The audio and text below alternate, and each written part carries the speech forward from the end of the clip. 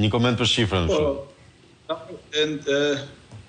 Ndajmë atë që thotë fatikisht lëvizjes bajmënd ka filluar lëvizja për teatrin, ka qenë fillimisht lëvizja protesta e kinazëve, ku ka qenë Berti pjesë patjetër për të ligjin për kinematografinë. Dhe aty filloi protestat e parë të artistëve për përmirësuar ligjin për kinematografinë, sepse është një gjet denigrues rreth 1 milion euro besoj të Berti duhet është më saktë në këtë shifër për prodhuar filma në Shqipëri.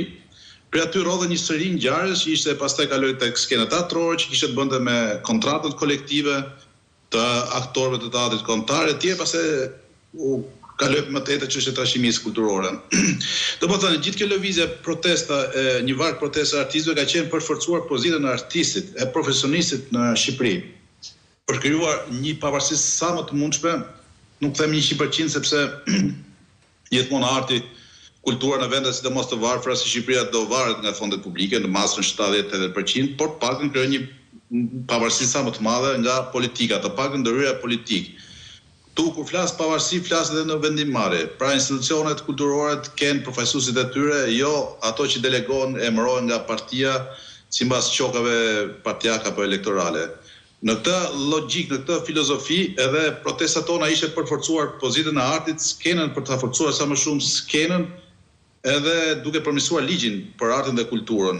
Dhe këtu ishte edhe besprerja, le të themi, e aktorëve, disa prej tyre domethënë, sepse u morën me disa përfitime të vogla momentale aty për ndonjë projekt tek TUK dhe nuk e pa në nivel makro përfitimin që do kishin gjithë aktorët, dhe ata vetë domethënë në këtë aspekt. Nëse bëhen një ligj i mirë për artin, për kulturën, rriteshin fondet publike, forboheshin disa ligje të mirë, atëherë nuk kishim nevojë që dikush bënte skuthin, dikush tjetër ta psojë si thotë kësaj dite që një pjesë e mirë aty që ishin kundërshtar të shembjes janë në listën e zezë dhe nuk kanë përfituar fonde publike, kanë emigruar pjesë e mirë sepse nuk e përballohen dot ekonomikisht krijojnë në Shqipëri.